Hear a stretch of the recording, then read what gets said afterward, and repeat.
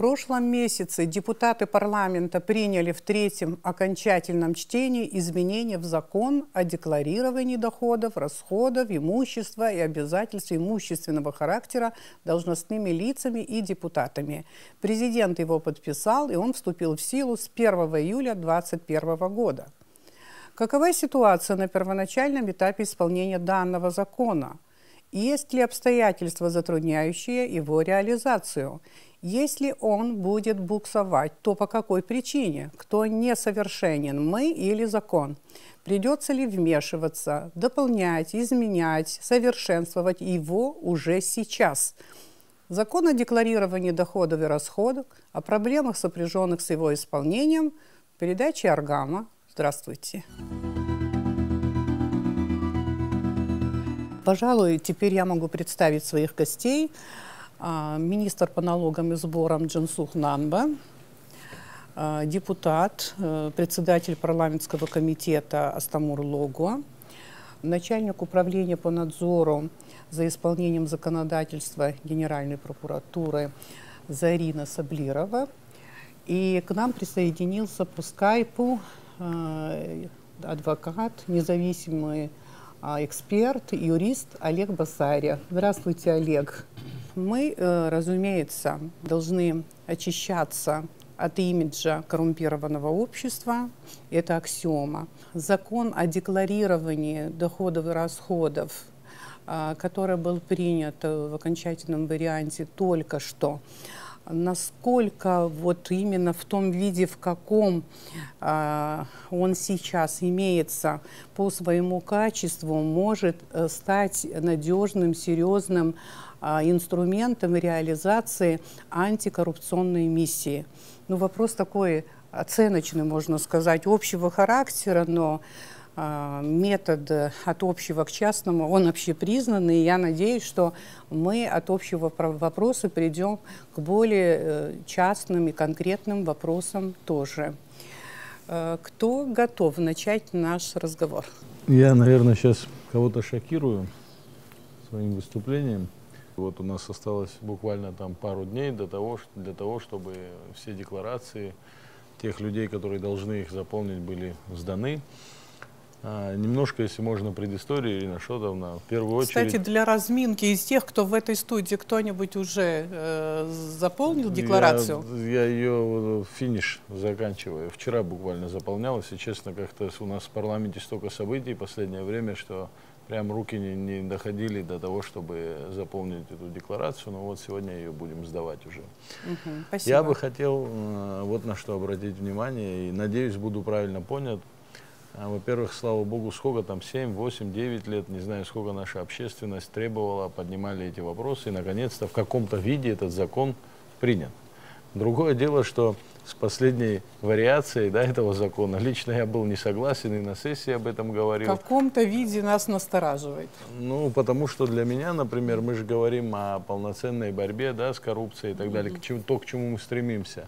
Мне кажется, отсутствие, можно по-разному к этому мнению относиться, но отсутствие круга лиц, близких родственников и так далее сужает параметры этого закона и не дает нам еще более, скажем так, как сказать, полноту картины, да, чиновника, его семьи там, и всех его окружающих людей.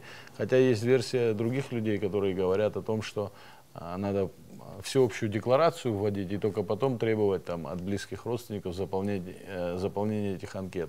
Я еще раз повторюсь, я знаю прецеденты, знаю страны, где на первом этапе принимали вот именно так, с большим расширенным кругом семьи.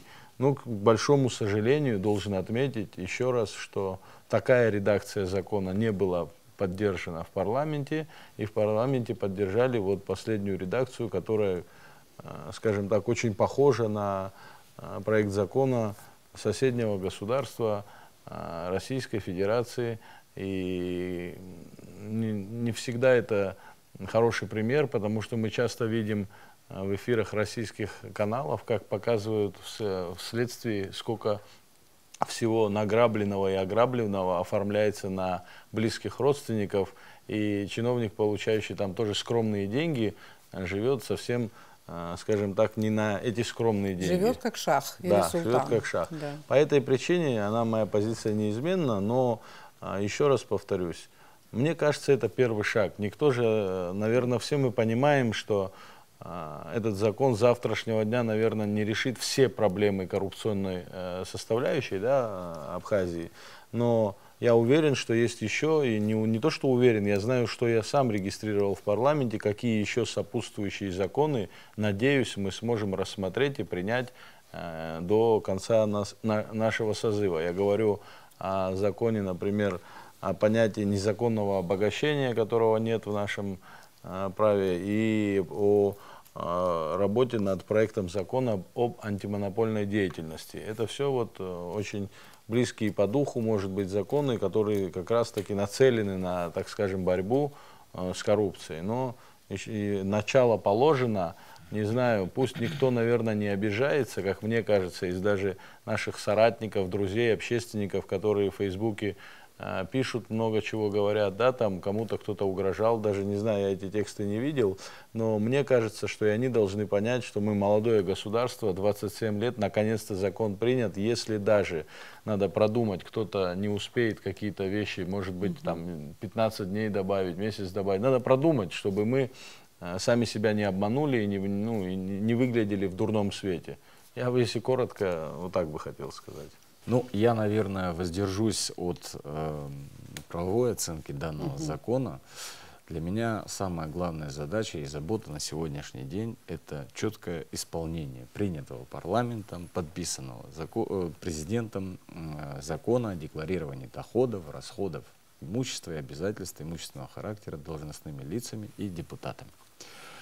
Могу проинформировать вас, что на сегодняшний день в рамках исполнения данного закона Министерством по налогам и сборам в очень, я бы сказал, сжатые сроки, крайне сжатые сроки разработан специальный программный продукт, который позволит представителям или руководителям уполномоченным отделов кадров соответствующих организаций вносить сведения в электронную базу Министерства по налогам и сборам в соответствии с теми декларациями, которые на бумажном носителе сдаются в отделы кадров.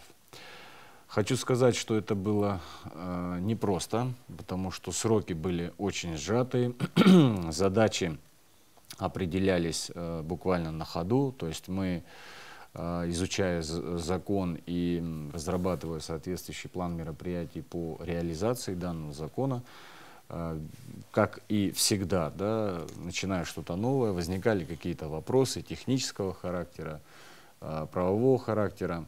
Но на сегодняшний день уже могу сказать, что на сайте МНС есть соответствующая ссылка на раздел, который называется «Декларация». Вот. В ближайшее время мы ожидаем от всех государственных организаций, ну и всех организаций, в которых будут работать и работают декларанты, что они нам пришлют соответствующие запросы в письменном виде на получение логина и пароля, который позволит им войти в нашу электронную базу и вносить те сведения, которые им представляют декларанты. В этой связи хотел бы отметить ряд таких вот технических вопросов. Существует мнение, что обязательно налоговая декларация в письменном виде должна представляться как в отдел кадров соответствующей организации, так и в Министерство по налогам и сборам. Я хотел бы отметить следующее. Безусловно, мы видим, что единственное упоминание о письменной форме декларации у нас встречается в статье 3, где в части 2 статьи 3 отмечается, что декларация является документом, представляемым в письменном виде в соответствующий государственный орган под личную ответственность декларанта. Мы не против, чтобы декларация дублировалась в письменном виде и представлялась в МНС. Но с точки зрения исполнения данного закона я поделюсь с вами о тех угрозах, которые влечет за собой данное действие.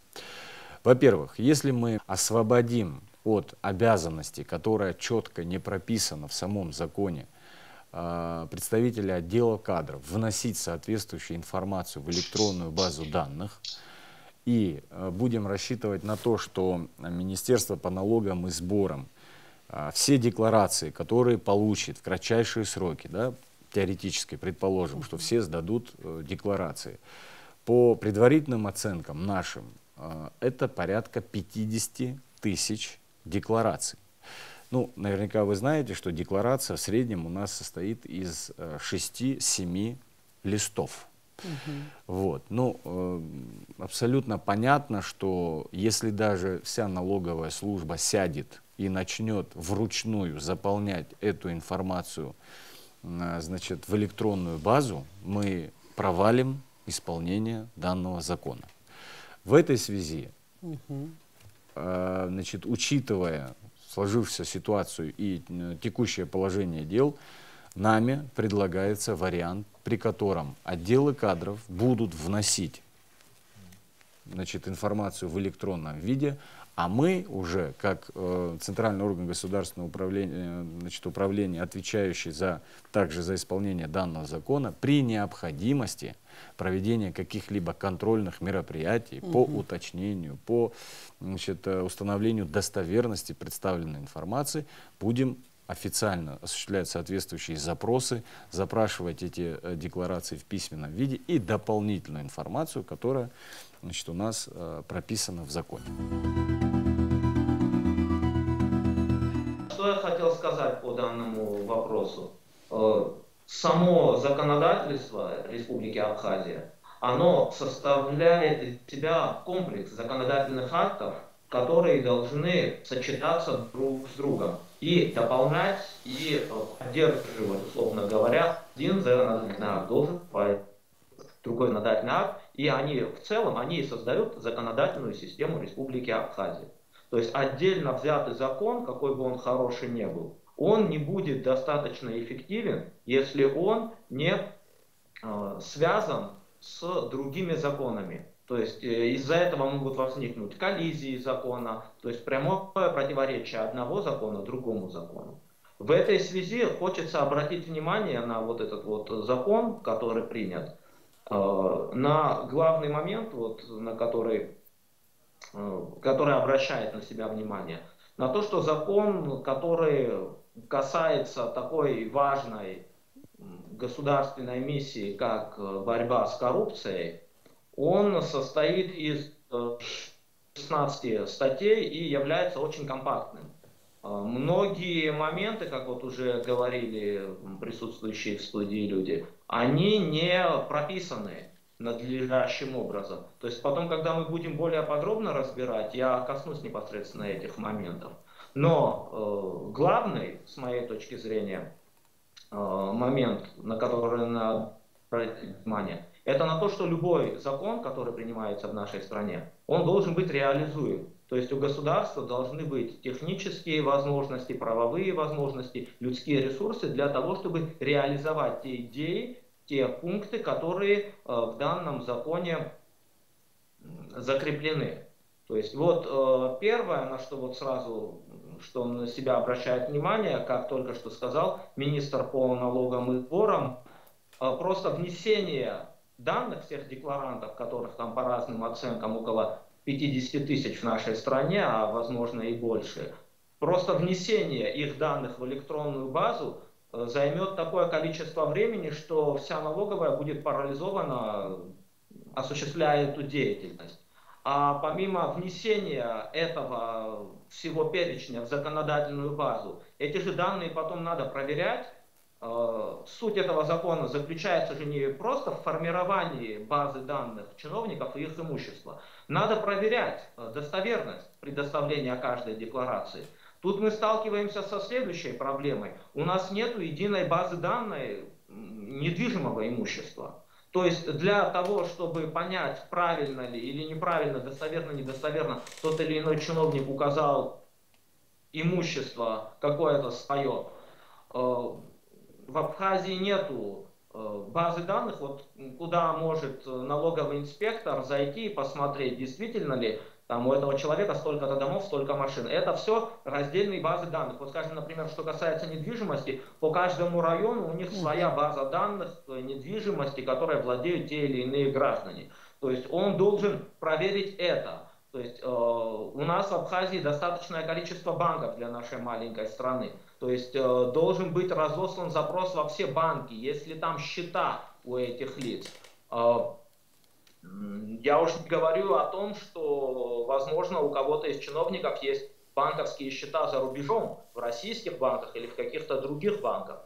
Поэтому в данном случае главной проблемой реализации этого закона мне видится сложность его исполнения. То есть это пока мы еще не вникаем в суть юридических моментов, которые этот закон за собой тащит. Но в данном случае, как я убежден, мы еще не готовы технически этот закон в полной мере реализовать.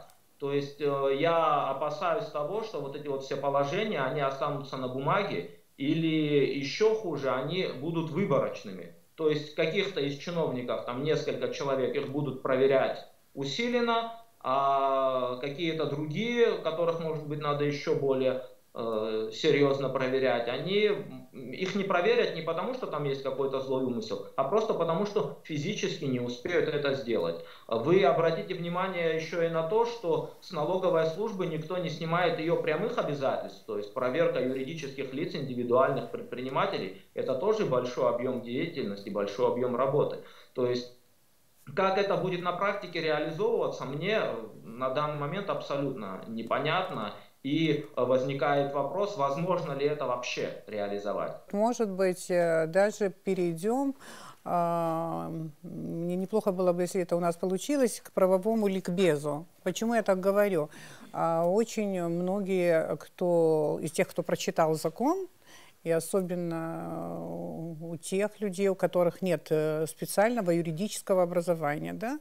Вот я работала над этим законом, прежде чем встретиться с вами, да, и я поняла, что я как не юрист, некоторые вещи мне непонятны, то есть мне нужно разъяснение. Я думаю, что таких людей в Абхазии очень много. А кто являются субъектами декларирования, то есть определим круг лиц, которые по этому закону считаются декларантами. Депутаты, понятно, должностные лица. Кто попадает в этот круг должностных лиц? Мы можем даже на примере какого-то ведомства это показать, наверное. Да? Пожалуйста, кто хочет нам это разъяснить? В принципе, как орган, занимающийся именно надзором за исполнением законодательства о противодействии коррупции, не только конкретного закона, вот в части дополнения к позиции нашего независимого юриста Олега я бы хотела добавить, что прокуратура в настоящее время вот как раз занимается данным вопросом разработки, расширения законодательной базы, антикоррупционной законодательной базы. Мы подготовили ряд предложений по внесению изменений в законодательство, действующее законодательство, в том числе в закон о противодействии коррупции, наболевший закон, для расширения этих именно превентивных мер, с помощью которых государство может осуществлять контроль за расходами должностных лиц. Если мы вернемся к понятию должностного лица, кто же является субъектами декларирования по данному закону? Закон четко определяет, что это должностные лица, обладающие организационно-распорядительными, административно-хозяйственными и контрольно-надзорными функциями в государственных органах, юридических лицах, естественно, с государственным капиталом в вооруженных силах Республики Абхазия и специальных формированиях. Ну вот я коротко вам так обозначила. Я бы хотела... Но если это перевести на понятный язык. Если на понятный язык перевести, я бы хотела тут обратить внимание на что. Прокуратура Республики Абхазия неоднократно обращалась в парламент о необходимости принятия закона о государственной службе. Вот именно эти вопросы, которые сейчас у вас возникают, тем самым мы бы устранили, был бы конкретный перечень должностных лиц, который подлежит декларированию в данном случае в соответствии с данным законом. Я считаю, что и настаиваю на разрешении данного вопроса. Может быть, он у нас не сразу встанет, но будут вопросы у каждого учреждения. Например, ко мне лично поступают звонки от разных государственных учреждений, управлений, юридических лиц, обычные граждане интересуются. Вот я занимаю такую должность, должна ли я декларироваться? Я юридическим языком, конечно, пытаюсь объяснить. Но чтобы каждый раз вот этим вопросом не заниматься ни мне, ни Министерству по налогам и сборам, я считаю, что должен быть утвержденный перечень должностных лиц в каждом государственном управлении, который подлежит декларации. Это мое мнение. Что касается иных субъектов, то есть членов семьи декларации. Но это можно сделать как подзаконный акт, или я не очень понимаю? В данном случае, если смотреть по аналогии, то это перечень, который должен прилагаться к тому же закону о противодействии коррупции. Это делается для того, чтобы должностное лицо не могло не обжаловать действия, в данном случае Министерства по налогам и сборам. Если даже данное должностное лицо не декларирует свои доходы, мы же контроль в последующем осуществляем, устанавливается законом ответственность и достаточно существенная ответственность, вплоть до освобождения от должности и привлечения к ответственности, установленной действующим законодательством. Я считаю, что этот вопрос надо не в ближайшее время, а в срочном порядке разрешить. Если позволите, на мой взгляд, в законе отсутствуют соответствующие механизмы или отсутствуют органы, уполномоченные разрабатывать те или иные подзаконные акты. То есть, если мы читаем закон, мы видим, что ни Кабинет министров, ни какое-либо министерство не обладает никакими полномочиями по разработке каких-то инструкций, порядков и так далее. То есть, вот все, что мы говорим, детализация в части исполнения данного закона, она, на мой взгляд, тоже необходима. Ну, как говорится, закон принят, работа началась, и мне так кажется, что рано или поздно нам придется все же какие-то корректировки вносить. Не для того, чтобы, так скажем, в чем-то уменьшить значимость этого закона. Здесь, на мой взгляд, все прекрасно понимают значимость и важность данного закона для нашей страны в целом, и в какое место данный закон занимает в процессе борьбы с коррупцией. Здесь никаких сомнений не вызывает, но вот для того, чтобы данная борьба более была прозрачной и эффективной, так скажем, да, основная цель, которую мы преследуем, это эффективная борьба с коррупцией. Надо будет, ну, на мой взгляд, корректировать и дополнять соответствующие нормы. Возьмем любое министерство. Кто декларанты в министерстве? Да, круг должностных лиц мы можем здесь определить? Ну, опять же, возвращаясь к закону, закон нам дает определение, вот, и, на мой взгляд, вот использован метод, где после, категории лиц в скобочках даются такие более простыми словами разъяснения. Да. Вот они тоже непростые. Мне лично вот эти вот простые для юристов, наверное, да. Вот. Если мы говорим о должностных лицах из числа государственных служащих, выполняющих организационно-распорядительные функции, то вот, опять же, ссылаясь к этой информации в скобочках, мы можем понять, что это люди, осуществляющие полномочия по управлению лицами, подчиненными по службе. Для меня это любое должностное лицо, в чьем подчинении есть как минимум один человек. Вот я это понимаю. Ну, скажем, начальники отделов, руководители, начальники отделов, начальники секторов, управлений. Да. То есть формы структурных подразделений, так скажем, организации. Скажите, а заведующий хозяйством, завхоз в организации, он является должностным лицом? Если у него есть подчиненный, Его можно под административно-хозяйственную функцию. Но здесь тоже вопрос. Да, если мы говорим об административно-хозяйственной, да, вот опять же, возвращаясь к информации в скобочках, это полномочия по управлению и распоряжению имуществом и денежными средствами. Но хочу вам сказать, как руководитель, да, ни один завхоз не наделен полномочиями, распоряжением, значит, по распоряжению имуществом и денежными средствами. Такими полномочиями обладает только, ну, зачастую, только руководитель, который имеет право первой подписи. А главный бухгалтер в организации, скажем? В данном случае главный бухгалтер, лицо. да. Материально ответственное лицо, они декларировать должны. Ирина Шиловна, я хотел бы добавить, вот после выступления Зарины, к сожалению, закон, о котором говорила Зарина о госслужбе, вы помните, мы 4 года назад поднимали этот вопрос. Принимали участие в этом. Я должен отметить, что вот по-честному, наверное, есть какие-то объективные причины, да, там, с точки зрения финансов и так далее, но все равно в каком-то виде мы уже давно должны были к этому прийти. Но, к большому сожалению, говорилось об одном, втором, третьем варианте, кабминовском, парламентском. Я лично ни один не увидел. Меня, если спросите, ни на каких полках ни один проект закона о госслужбе нормальный я не видел еще. Наверное, мы должны к этому прийти. Или второй вариант, вот предложенный Зариной, Джансухом, что надо указать, да, там как-то градацию какую-то провести. Еще раз повторюсь, так как я не юрист, мне тяжело отвечать на все заданные вопросы, но вроде как, да, говорят два юриста, три мнения.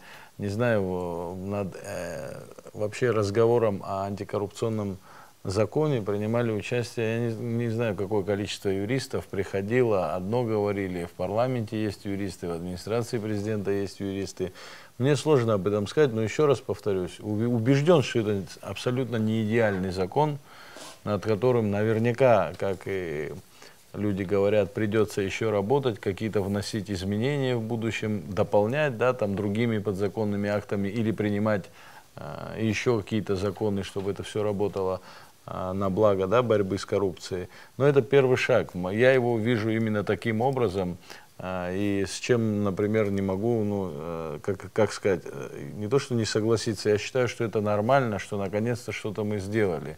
Другое дело, давайте дальше думать, как развивать вообще борьбу с коррупцией, да, и какие подзаконные акты или другие законы надо принять. И вот очень понравилось, что Зарина сказала, что готовится предложение, пакет, да, каких-то проектов закона, которые, наверное, поступят к нам. Будем только рады, если успеем рассмотреть их. Да? Вопрос может быть ясен для меня, либо еще там для кого-то. Но мы говорим, что закон, он хороший закон, он должен максимально исключить субъективизм при его применении. То есть, когда какие-то положения, которые в этом законе предусмотрены, они явно из него вытекают и четко прописаны, а не оставлены на усмотрение какого-то чиновника. То есть, я, например, могу понимать то, что прописано там в статье 2, где указаны, кто являются должностными лицами, что-то свое. Какой-то другой чиновник, скажем, например, который будет принимать эту декларацию, он может понимать под этим что-то другое. И в этом и есть проблема главная закона. То, что он недоработан, то, что он оставляет возможность для различных мнений. И причем самое критичное, что в этом есть, что в статье 15 данного закона указано, что не предоставление декларации или достоверной декларации по этому закону, оно влечет освобождение лица от занимаемой им должности. То есть, если, например, какой-то чиновник, он, прочитав этот закон, посчитал, что он не является декларантом по данному закону, а, скажем, должностное лицо в отделе кадров или в налоговой службе, оно посчитало, что он таковым является, человека могут уволить с работы. Причем проблема заключается в том, что, на мой взгляд, главная проблема данного закона, что человек, практически у чиновника отсутствует какая-то возможность для защиты своих прав. То есть этим законом вводится так называемая презумпция виновности. То есть если он не сдал эту декларацию или указал в ней недостоверные факты какие-то, по мнению, опять-таки, проверяющего, то он освобождается от работы. Причем не на основании какого-то судебного решения или решения какого-то компетентного органа, который провел проверку, который по результатам собрал материалы и который доказал, что действительно у этого человека имеются доходы, которые у него не должны быть с учетом того уровня заработка, который этот человек получает. И на основании этого он вынесет некое постановление, в котором будет описательная, вводная, мотивировочная часть, почему это все происходит, то в таком случае как-то можно было бы согласиться с тем, что это будет эффективно. А в данном случае из этого закона даже непонятно. Вот, например, человек не сдал декларацию, потому что посчитал, что он просто не подпадает под декларанта. Кто принимает решение о том, что этого человека надо уволить?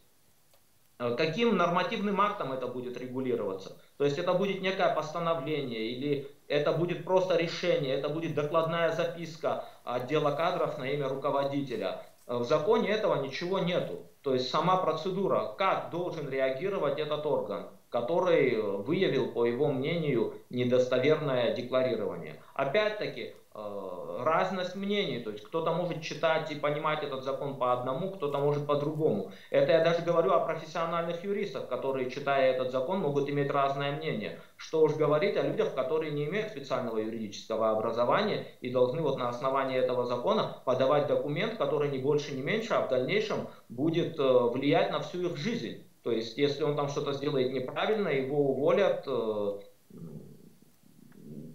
с клеймом коррупционера. То есть, я считаю, что эта ситуация, она очень сложная, и она потенциально может коснуться практически любого государственного чиновника, вне зависимости от того, там он является коррумпированным чиновником или нет. И я считаю, что это очень серьезная и очень большая проблема. Именно отсутствие однозначных формулировок в данном законе. Очень многое оставлено на усмотрение лиц, которые будут применять этот закон. А это чревато, опять-таки, не хочу никого обидеть, но новыми проявлениями коррупции. Так что это, на мой взгляд, очень серьезная проблема данного закона.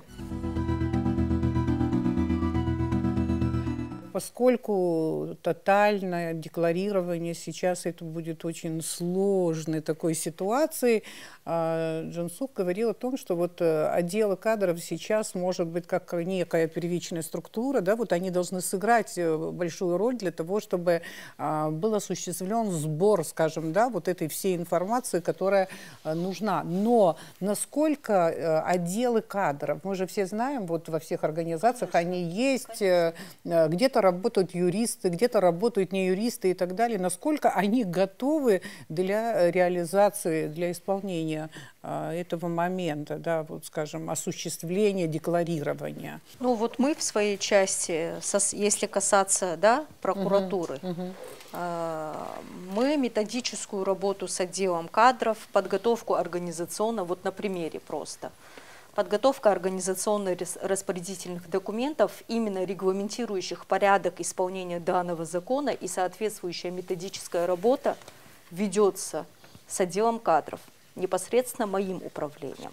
Я считаю, что в каждом подразделении все-таки возлагать это на Министерство по налогам и сборам, я считаю, не то что нецелесообразно, это невозможно. Эту методическую работу должны вести уже руководители конкретных государственных органов. Там по ответственности тоже возникают вопросы. Действительно, я вот в дополнение хотела сказать, что фактически изучением сведений, содержащихся в декларации, возложено ответственное Министерство по налогам и сборам. Но при одновременной подаче, если возникает сведения, информация поступает о том, что сумма расходов декларанта превышает доходную часть, то есть может производиться контроль, контрольная проверка. Это проводится кадровой службой и Министерством по налогам и сборам. Если выявляются признаки совершения коррупционного правонарушения, Министерство по налогам и сборам в соответствии с данным законом обращается в течение 3 суток, обязаны обратиться в прокуратуру для принятия мер. Это уже в рамках уголовно-процессуального законодательства. А в части увольнения вот действительно стоит этот вопрос остро. Очень многих наших граждан беспокоит данный вопрос, действительно ли эта мера будет применяться. Вот в части дополнения в действующее законодательство мы как раз и вводим норму увольнения в связи с утратой доверия. Вот эта норма и будет регулировать, в каких случаях, ограниченных случаях работодатель может применить данный вид ответственности.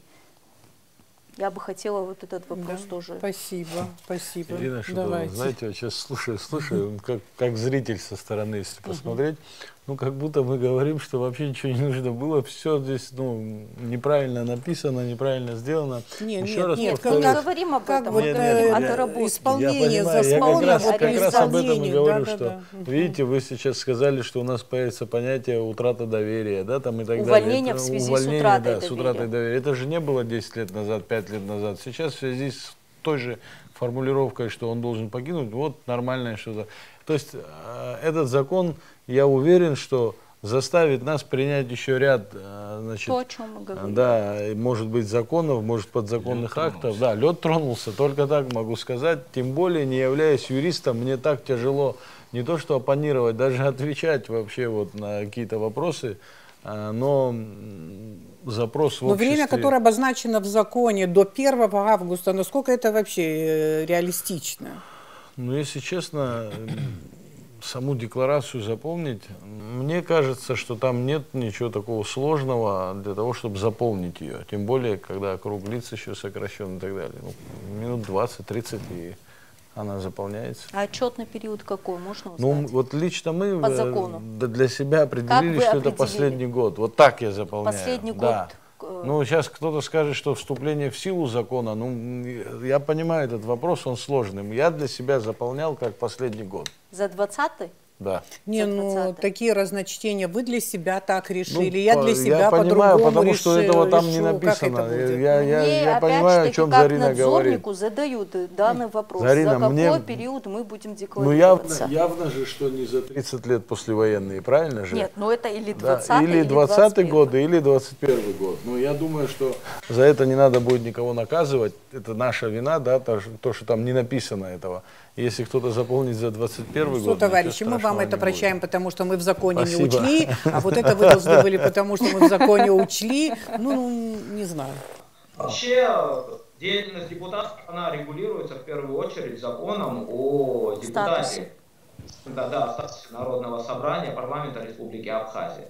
То есть, вот положение этого закона о том, что если депутат подал недостоверную декларацию или вообще ее не подал, он подлежит увольнению, оно невыполнимо. То есть депутата, его уволить в принципе невозможно. То есть депутат избирается народом, и процедуру увольнения депутата с должности его, она в законодательстве отсутствует. Депутата невозможно уволить занимаемой им должности. Есть определенные процедуры воздействия на депутатов, но тем не менее, как бы уволить его с должности, вот так, его просто закон не допускает. Лазейку оставили, чтобы нас увольнять нельзя было.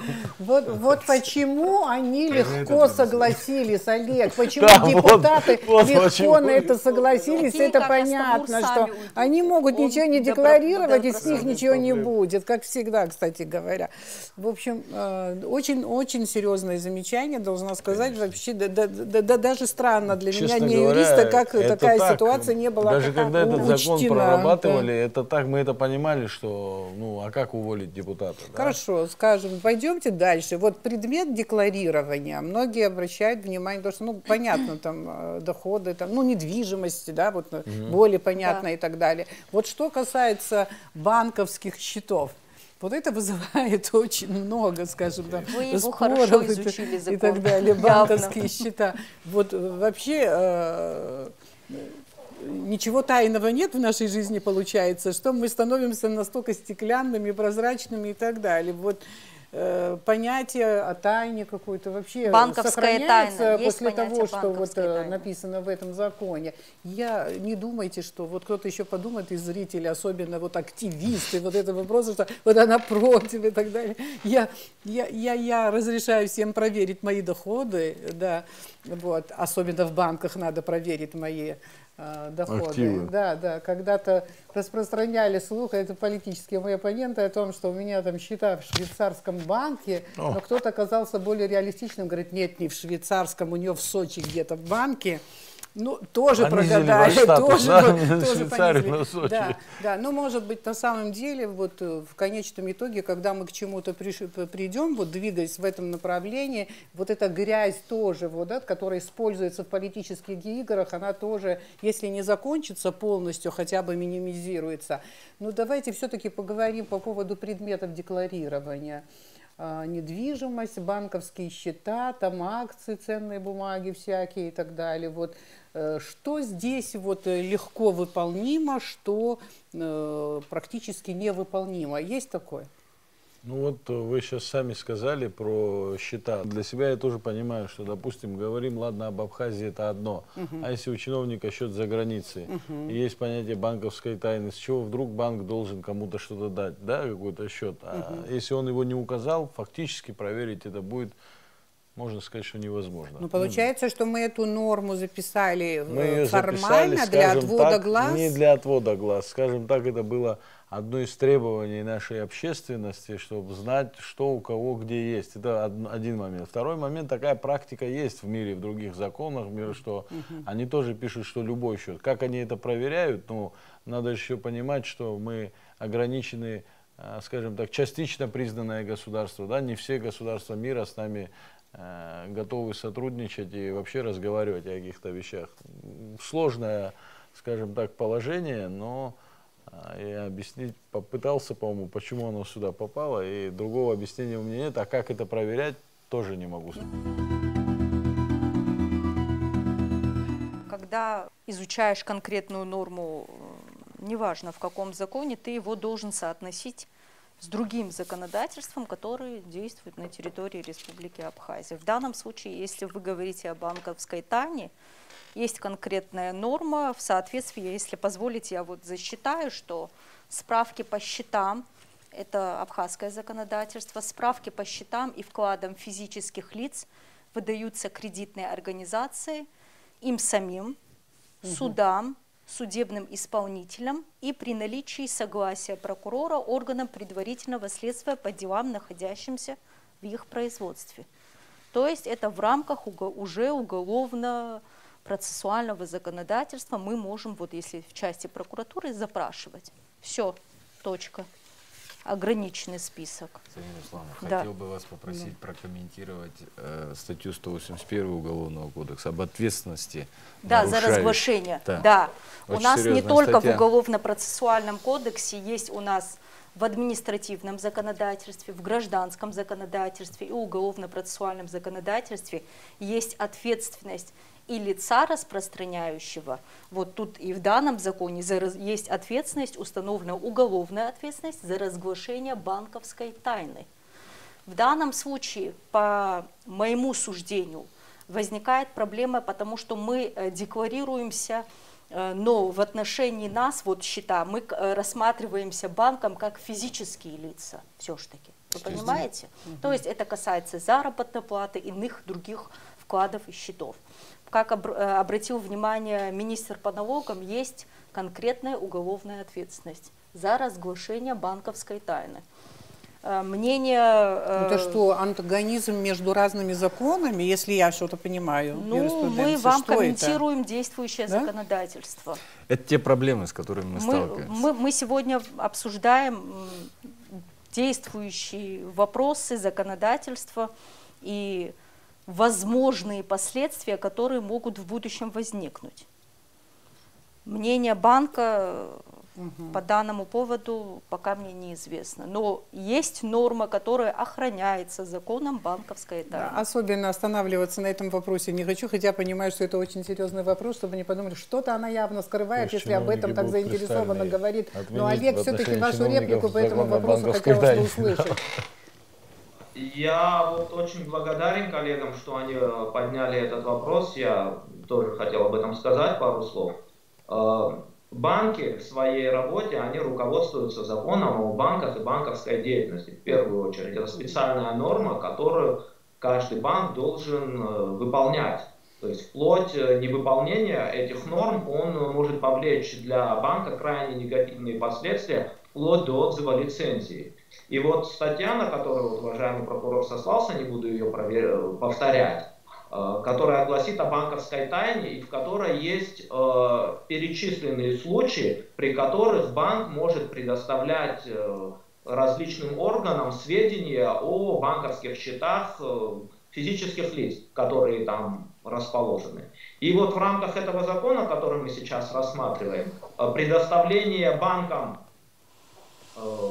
информации такой не допускается. То есть это надо вносить изменения дополнительно в закон о банках, банковской деятельности, в кодекс об административных правонарушениях, в уголовный кодекс, возможно. То есть чтобы там было вот расписано, считается ли это подобное предоставление в рамках данного закона нарушением банковской тайны или нет. Я, как вот юрист, который, помимо прочего, и обслуживает некоторые коммерческие банки на территории Абхазии, конечно, вот в случае поступления такого запроса, как юрист, базируясь на законодательстве Республики Абхазия, никак не могу рекомендовать банку отвечать на этот запрос. Почему? Потому что он входит в коллизию с другими нормативными актами, в том числе со специальным нормативным актом, это законом о банках и банковской деятельности. Ну, на этом этапе, я как понимаю, это означает, что закон в этой части не будет работать тоже. Ну, не будет я работать. могу сказать лишь одно. Будем надеяться, что декларанты по собственному желанию будут нам предоставлять такую информацию. Да, будем надеяться на декларанты. А как проверять? Вот декларант предоставил, он открыл в нескольких банках счета, предоставил только один, на котором у него действительно ничего нету. Как компетентный орган, я не говорю про отделы кадров, с ними разговаривать никто не будет, но даже про налоговые органы. Как они будут получать у банков данную информацию? То есть банк нарисует, вот какую информацию они предоставили, он может их потом засудить, причем очень серьезно. А могут у них и лицензию отозвать Национальный банк за грубое нарушение законодательства. Так что это очень большая проблема. Ну, в такой ситуации, опять же, руководствуясь действующим законодательством, статьей 31 о банках и банковской деятельности, мы будем вынуждены обращаться или в суды, или в прокуратуру, у органов, у которых есть такое право запросить информацию по... Мы можем в рамках предварительного следствия. Что будет, на мой взгляд, достаточно сложно. Ну вот скажите, данные декларации, да, то есть декларации, они будут сконцентрированы в электронном виде, наверное, да, на сайте, на официальном сайте, на сайте, наверное, вашего министерства. Вот. И плюс еще эти сведения могут быть опубликованы в государственных СМИ. Республика Абхазия, вот газета, да. Газета Апсна. Сведения о недвижимости. Я думаю, что у многих этот вопрос тоже вот волнует. Какие сведения о недвижимости должны быть? Просто декларант указывает, что у него там какая-то квартира, двухкомнатная, трехкомнатная, пятикомнатная, или у него дом, дача, земельный участок, или он конкретно называет, город, по какому адресу все это находится. Нужно указать адреса? Да. Перечень и адреса. Адреса, да. Описание, перечень, площади, да, квадратура, вид собственности и так далее. Чтобы люди знали, на новом районе эта квартира или в центре города, или в Москве. Если вы позволите... Опубликовать вот эти сведения, вот по какому адресу, скажем, у меня квартира, но вообще это нормально? Ну, было глобальный вопрос, который требует, на мой взгляд, переосмысления. В целях даже государственной безопасности. Если мы говорим о том, что декларантами будут являться сотрудники специальных органов правоохранительных, СГБ, ГСО, АПС и так далее. То есть здесь вот этот вопрос тоже требует.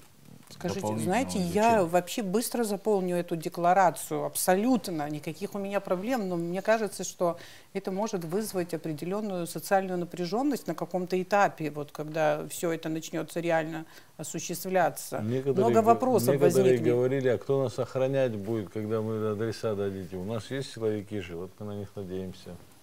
которые также будут декларировать. Существует вопрос, с которым мы вот уже вторые сутки над которым ломаем голову. Возвращаясь к закону, статья 8 определяет, что в части 2 декларации размещаются на официальном интернет-сайте и, значит, в газетах.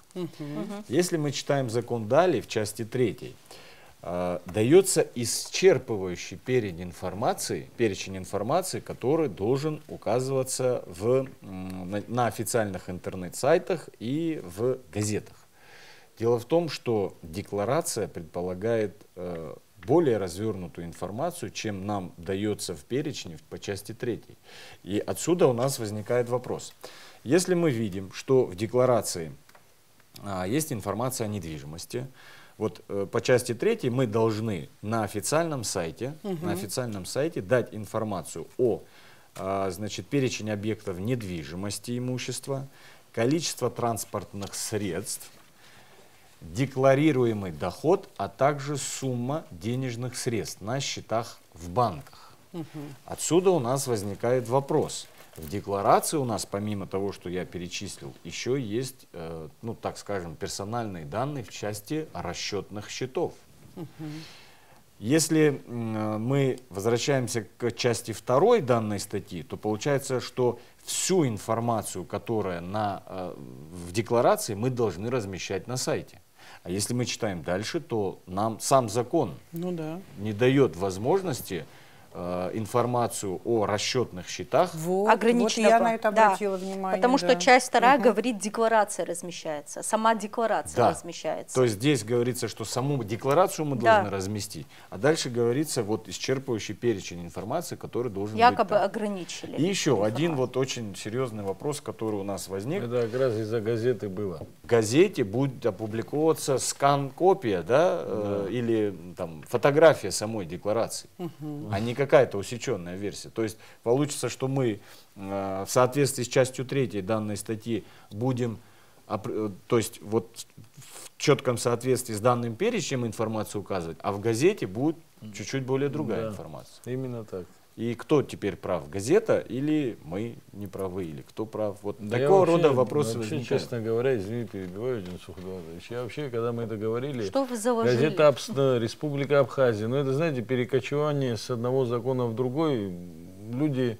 Уже мы говорим о цифровизации, мы говорим о сайтах и так далее, можно было это и не вписывать, если меня спросят. Астамур, вы вообще работали с этим законом от начала до конца, или вы вначале работали, а потом не работали? Я же вам еще раз сказал, что есть вещи, с которыми я сюда пришел из-за уважения к вам, чтобы вы знали, из-за уважения к 17 тысячам людей, которые подписи поставили. И проголосовал за эту последнюю редакцию только из-за уважения к ним, а не за какие-то там понятия, которые меня абсолютно не устраивали. А вот по этим газетам, как раз, я как сейчас помню, на очередном заседании мы говорили, давайте их исключим. Но наша общественность требует, чтобы, не знаю, на лбу татуировки сделали с этими декларациями. Такое тоже было. Я прошу прощения, это чисто технически будет сложно. Ну, я об этом и говорю. Вот я на своем примере говорю. Я заполнил 8 деклараций.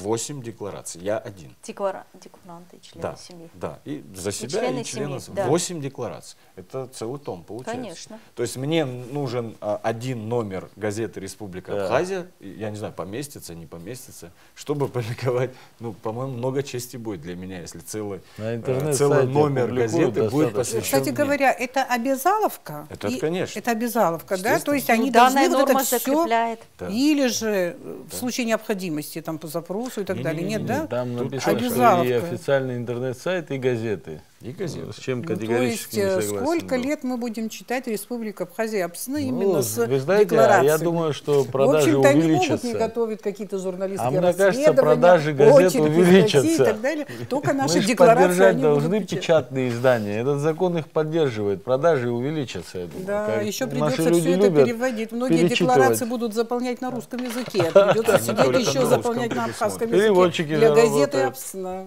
Переводчики заработают. Да, тогда я заполню на абхазском языке. Вот еще один вопрос, над которым мы тоже ломали голову.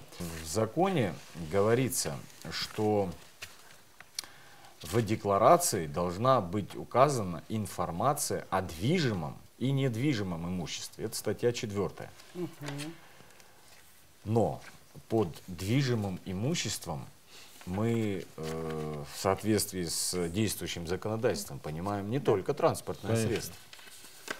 Это все, что мы можем переместить с одного места в другое. Это и мебель, и техника, и не знаю, все, что возможно в каких-то случаях будет стоить дороже, чем транспортное средство. Но, честно опять говоря, же, мы так не читая дальше и обращаясь... хочет сказать, что они так глубоко не заходили. Не то, что глубоко. Я бы не хотел, чтобы сейчас, видите, вот как получается. Вы говорите... это мы нашли выход, кстати. Вы нашли выход. Мы нашли выход. У нас есть просто граждане, у кого и вертолеты, и самолеты есть. Вот пусть списывают. Такие тоже есть у нас, чтобы вы знали. Дай бог, чтобы таких мы граждан у нас было побольше. Да, это имелось в виду. Но мы нашли выход из сложившейся Как просто ситуации. заработали, Для себя, по крайней мере, определили следующее решение. В соответствии с формами самих деклараций, которые приложены к закону, являются неотъемлемой частью данного закона, там предполагается конкретный перечень движимого имущества. То есть это транспортные средства. И все. То есть вот такого рода вопросы тоже возникают, но, как говорится... Как говорится, министр считает, что мы справимся. Олег, у нас другого выхода нет. Закон подписан. Закон о государственной тайне, ведь у нас есть еще, да, закон о государственной тайне. Как этот закон соотносится с тем законом? Вы об этом думали? На самом деле я не думаю, что будут проблемы с законом о государственной тайне, хотя вполне возможно. Но я вот хотел бы как раз прокомментировать слова министра по налоговым сборам. Опять-таки, вот видите, то, что касается движимого и недвижимого имущества, то есть в законе имеется формулировка «движимое имущество». Что такое недвижимое имущество, четко определено в Гражданском кодексе Республики Абхазия, то есть дано его понятие, что оно из себя представляет. То есть в данном случае, опять-таки, данный закон не делает в своем тексте никаких исключений. То есть любое недвижимое имущество, то есть ваш телевизор, велосипед, пылесос, вы все должны задекларировать. Но опять-таки, поскольку вот у нас Министерство по налогам и сборам считает по-другому, вот это их личное мнение. Вот они посчитали, что так делать. То есть это напрямую из закона не вытекает. Они будут требовать только декларации автотранспортных средств. Это опять-таки очевидно данного закона, что очень много что оставлено на усмотрение, то есть того, как он это будет понимать. Опять-таки уже будет основание тех людей, которые только транспорт задекларировали, уволить с работы, потому что они подали недостоверную декларацию. В законе написано недвижимое имущество, и никаких исключений из этого не делается. В социальных сетях очень много людей пишут разные, понятно, мы иногда путаемся, где правда, где фейк и так далее. Анонимов типа вот недавно, говорят, разоблачили, но пока у нас достоверных сведений нет. Аноним Сатаны и Гаща, да, вот такого рода анонимы, из-за которых полыхает Facebook, будет много. Сатаны и Гаща разоблачают, там другой появится или другая появится и прочее. Но я что хочу сказать, насколько закон защищает наших граждан от анонимов. Вот, скажем, задекларировали. Вы имеете в виду, кто может обращаться? Задекларировал человек, там, скажем, да, вот все, посмотрели его декларацию, аноним и так далее. Вот, им что-то там не понравилось, и вот они начинают бить его, что нет, мы знаем, у него там счета, нет, у него еще 10 машин и так далее, он этого не указал и прочее. Насколько закон это предусмотрел? Защиту человека, вот гражданина, вот именно от таких нападков, анонимов именно. Ну, основанием для принятия решения о контроле за расходами и доходами декларанта является непосредственно, может быть, раз, тут перечень конкретный есть, то есть это информация обращения государственных органов, юридических лиц, физических лиц и органов с массовой информацией. Информация анонимного характера не может Не рассматриваться. подходит, Тут да. есть конкретная Никакой оговорка. контрольной проверки не может быть. Нет, тут что- есть оговорка в этой части. Информация анонимного характера не может служить основанием для принятия решения об осуществлении контроля. Да. Тут есть оговорка в этой части. А вот средства Что-то массовой охотно информации можно обсудить. Да. Скажите, вот должностное лицо не представило или представило недостоверные сведения. Вот для наших зрителей, которые не читали, не видели этот закон. Что предусматривает закон? Какую ответственность? Ну, может, теперь я подхожу к Генеральной прокуратуре вот вплотную. Вы упоминаетесь, ваша структура Да. упоминается в этом законе всего лишь один раз, насколько я понимаю. Да. И что же должно произойти с человеком, который либо не заполнил декларацию, либо представил недостоверные сведения?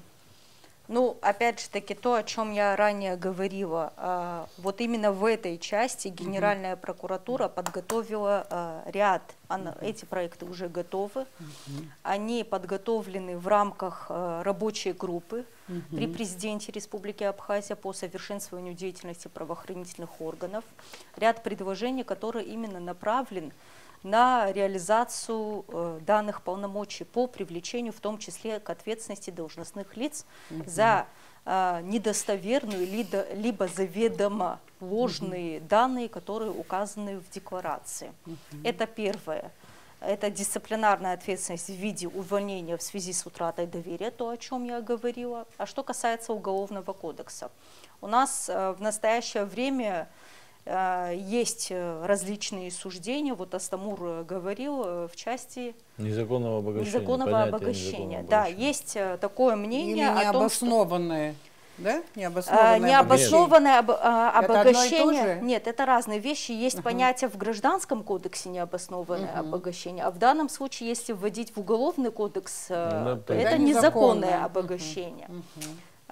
Есть суждение тоже по данному вопросу, мы откомментировали нашу позицию, но в настоящее время в Уголовном кодексе есть четкий перечень должностных преступлений, которые нам дают возможность в рамках уголовно-процессуального законодательства, опять же таки, привлекать данных лиц за совершение конкретных коррупционных правонарушений. Это превышение должностных полномочий, коммерческий подкуп. Ну, я сейчас их перечислять не буду, но они действующие статьи. Это что касается уголовно-применительной практики. А в части контроля, там в законе тоже упоминается о том, что Министерство по налогам и сборам может направлять отдельные запросы. Мы всецело настроены, направлены на то, что мы оказывать полную поддержку министерству будем, потому что это очень большой объем работы, который нужно оперативно, быстро проработать. Да, а если более конкретно, вот скажем, да, провели проверку контрольную, выяснилось, что на самом деле недостоверные сведения, человек там скрыл там то-то, то-то, то-то, то-то, скажем, там машину, значит, автомобиль, там дом, дворец, не знаю. Главная ответственность, которая наступает, это конфискация вот этого имущества или что? Не конфискация? Нет у нас в законодательстве, в этом законе нет они однократно, нет у нас понятия конфискации. Конфискация может применяться только, еще раз говорю, в рамках уголовного судопроизводства. Конфискация может применяться за совершение конкретного коррупционного преступления. А за сокрытие сведений или недостоверные сведения вы не можете завести, возбудить уголовное дело? В действующем законодательстве нету такой нормы в нету данный нормы, момент. Да? В данный момент нету. Нет, но опять же если... таки рассматриваются то, о чем я говорила, рассматривается перечень документов. Вот мы тоже свою правовую оценку давали о том, что ввести ряд статей в Уголовный кодекс республики. Но, по крайней мере, они прорабатываются. В связи с этим законом? В связи с этим законом. В том числе, это важное уточнение, в том числе не предоставление декларации, либо ложные, ложные сведения, которые могут быть указаны. Я не хочу, чтобы у нашего зрителя сложилось впечатление, что одни минусы, конечно, нет. Нет, но о недостатках мы не сказать не можем, потому что реально начинается период, уже начался период исполнения закона, и мы понимаем, что для исполнения он непрост, он тяжел, он сложен и так далее, и, возможно, организационно, технически и так далее, мы пока еще не подготовлены, да, вот, и поэтому, наверное, многие вещи придется форсировать. Что вот главное все-таки, как вы думаете, мы можем получить от этого закона? Можете высказываться в положительном ключе, можете высказываться и в положительном, и отрицательном тоже. Какие эффекты, результаты в ближайшее время или вот, скажем, на этом этапе мы ожидаем? Самое простое, что мы можем сделать, это сказать, что закон плохой и ничего не делать. Конечно. Я смотрю на этот вопрос более оптимистично. С учетом всех вопросов, которые даже мы обсуждали сегодня здесь, я хочу вас уверить, что мы не все вопросы, возникающие в рамках данного закона, обсудили. Конечно. Как сказал господин депутат, лед тронулся. Основной вектор движения государственной политики в части борьбы с коррупцией набирает обороты.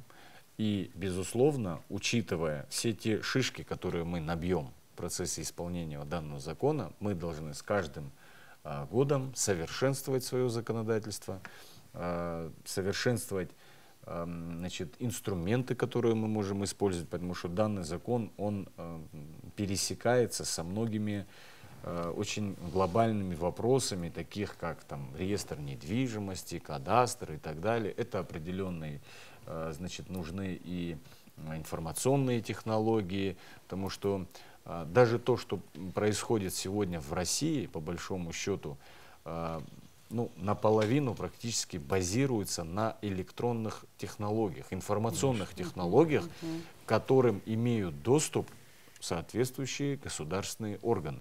Вот почему там, я не знаю, хорошо или плохо, но данный закон работает.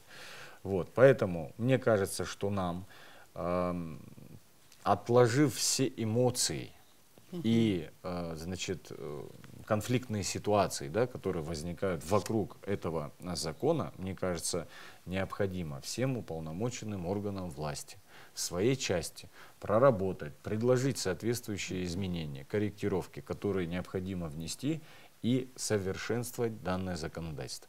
Что касается Министерства по налогам и сборам, я с полной ответственностью заявляю, что мы исполнение данного закона ставим в приоритет для себя, несмотря на то, что это огромная нагрузка для нас. Чтобы вы понимали, я могу по себе лично сказать, из всего моего рабочего дня как минимум 3-4 часа я трачу на консультацию депутатов, в том числе, руководителей министерств и ведомств, и всех организаций. Вам приходится давать толкование их законов. На самом деле, мне самому интересно пообщаться, потому что, как говорится, это не спор, конечно, но в споре рождается истина. Кто-то свое мнение озвучивает, я свое мнение озвучиваю, и в итоге к чему-то общему приходим. Но я хочу сказать, что исполнение данного закона на первоначальном этапе, как бы мы оптимистично не смотрели на данную историю, будет заключаться в фиксации тех активов, которые есть на сегодняшний день у наших декларантов. То есть я уже сейчас могу сказать, что второй год сдачи деклараций будет с точки зрения эффективности борьбы с коррупцией более эффективным. Потому что сейчас мы начинаем с нуля. Сейчас мы формируем базу, информационную базу. Мы ее будем отрабатывать, мы будем ее накапливать. Безусловно, вопиющие факты несоответствия прописанных в самой декларации данных мы тоже будем проверять уже на этом этапе, безусловно. Но мне кажется, что со второго года, а еще лучше с третьего, потому что если мы говорим о расходах, то у нас должны вызвать серьезные вопросы расходы, осуществленные декларантами в течение года, если они приобрели что-либо на сумму, превышающую значит, их доход за три последних года. За 3 последних года. То есть, по большому счету, если сейчас в расходной части любой декларант отразит какой-либо расход в разы превышающий его текущий доход за прошлый год, ну, нам надо будет постараться, чтобы как бы выяснить и вообще попытаться установить какое-то несоответствие. Ну, скажет человек, накопил за предыдущий период своей жизни. Да. Ну, то есть здесь вопросов много, но в любом случае закон принят, и безусловное исполнение данного закона всеми, значит, гражданами, которые попадают под него, должно соблюдаться. Астамур, спасибо большое. Вот в парламенте на завершающем этапе, я не знаю, на завершающем, насколько вы там активно в этом участвовали, но вот было понимание того, что процесс затянулся, и эмоций в обществе было очень много. Порой я даже думала, ну ладно уже, пусть принимают. Вот я сама так думала, ладно, пусть принимают, потому что ну сколько можно уже это обсуждать, надо как-то с мертвой точки сдвинуться и так далее. Но потом, конечно, когда готовый закон ты видишь, и видишь вот эти все нюансы, и ты начинаешь понимать, что столько было усилий, столько было эмоций, ощущение есть такое, что закон создавался в попыхах. Вы знаете, вот я как но раз понимание, об этом что должен надо будет сказать. Дополнять, изменять, да, и так далее, это было? Конечно. Есть. Я для себя, например, скажу за себя, да, мне немножко неприятно все это слышать, потому что искренне старались, да, какие-то правильные вещи делать, но даже не являясь юристом, видел некоторое безучастие многих юристов, которые не особо хотели разбираться в этом и так далее. Такое тоже было. Не могу подтвердить факт саботажа там или еще чего-то, но когда закон 7 лет обсуждается и не принимается, ничего в этом нормального нет. Это тоже правда. И наконец-то он принят. Еще раз повторюсь, со всеми погрешностями, со всеми вопросами, которые сегодня есть, это была, как мне кажется, в первую очередь исполнена воля народа. Потому что вы видели, я не говорю за активных там 20-30 человек, присутствующих в Фейсбуке, да, мы живем в Абхазии. Куда бы ты ни пришел, как депутат парламента, ведь каждый второй меня спрашивал, когда вы этот закон примете. Потому что люди все-таки связывают в своих мыслях этот закон с борьбой, вот, настоящей борьбой с коррупцией. И когда ты говоришь, что этот закон не панацея, и тебя пытаются укусить, вот ты сам в это не веришь, да потому что очень много еще чего нужно будет сделать для того, чтобы мы могли вести полномасштабную борьбу с коррупцией. Ну, как вот Джансух Эдуардович сказал, именно это и был смысл, что это начало этой борьбы. И понимаете, 7 лет это, если не ошибаюсь, 3-й президент. Так получается, да? Сегодня у власти 3-й президент. Мы все говорили, и наконец-то этот закон принят. Потому, я еще раз повторюсь, будет много споров. Наверняка надо будет вносить изменения, какие-то подзаконные акты принимать, другие законы принимать. И уже хорошо, что он как локомотив стал, вот Генеральная прокуратура свои предложения внесла в части, касающихся там, как его... ответственности, да, и так далее. Это же не может быть чем-то плохим. Потому я верю в светлое будущее, надеюсь, что мы все вместе, пусть не этот созыв, следующий, после нас будут люди, может, и они что-то еще внесут сюда, да, скажут, надо добавить. И этот закон будет хорошим инструментом для руководства страны, для того, чтобы бороться с коррупцией. Я бы хотела добавить, что в части принятия данного закона, закон данный мы очень долго ждали. В принципе, создание, цель, задача моего управления и была нацелена на то, чтобы осуществлять вот этот эффективный, так называемый контроль за соответствием доходов и расходов должностных лиц. Усиление ответственности за совершение коррупционных правонарушений является главным инструментом правоохранительных органов, который позволит выявлять совершение конкретных коррупционных правонарушений. Я считаю, что данный закон в той части, в которой он будет работать, естественно, будем прорабатывать, дополнять, активно использовать наше право, в частности, Генеральной прокуратуры, на законодательную инициативу. Эти вопросы, я думаю, по мере реализации данного закона будут устранены, и количество совершенных коррупционных правонарушений будет увеличиваться за счет контроля за расходами и доходами должностных лиц. По крайней мере, такие ожидания у правоохранительных органов имеются в настоящее время от данного закона. С моей точки зрения, данный закон, он, к сожалению, хочу это сказать, носит более декларативный характер. То есть он как бы, государство выражает свое намерение бороться с коррупцией, в том числе и посредством контроля за доходами и расходами чиновников государственных. Но при всем при этом я считаю, что очень негативно на принятие данного закона повлиял тот факт, что на этапе его принятия его практически никто не критиковал. Почему? Это объяснимо, потому что чиновник, который высказывался против этого закона, он сразу обвинялся в поощрении коррупции или в нежелании бороться с коррупцией как минимум.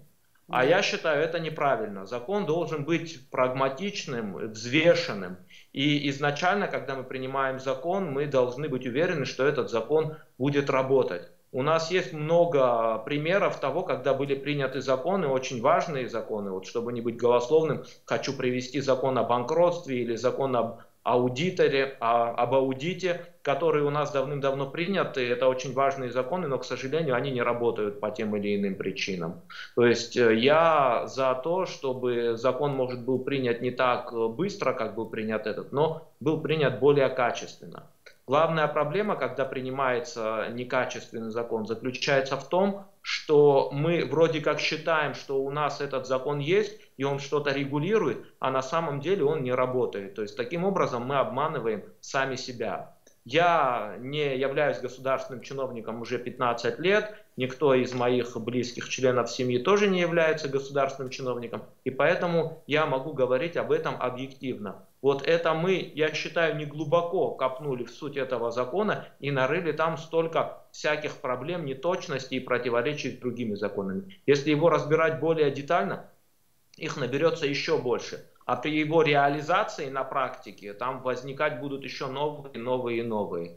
Поэтому сам факт, что государство задекларировало такое свое намерение, это безусловно положительно. Что какое-то движение в эту сторону началось, это тоже хорошо. Но данный закон, к большому сожалению, я считаю, будет неэффективным. В разных странах, наверное, в разное время, в разные периоды приходили к пониманию того, что надо с коррупцией неформально, а реально бороться. Вот. Это важно, видимо, для существования страны. Я уже не говорю вот для развития страны, тем более для нашей страны, у которой так много проблем.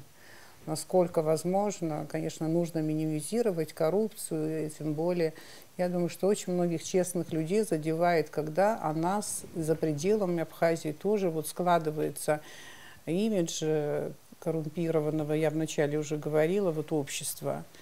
Вот и верхи, и низы, если употреблять такую терминологию, должны понимать, что это нужно существенно менять. Поэтому, если даже в какой-то степени в какие-то моменты сегодня, может быть, я сама тоже иронизировала, но мы понимаем, что есть серьезные недостатки, недочеты и так далее.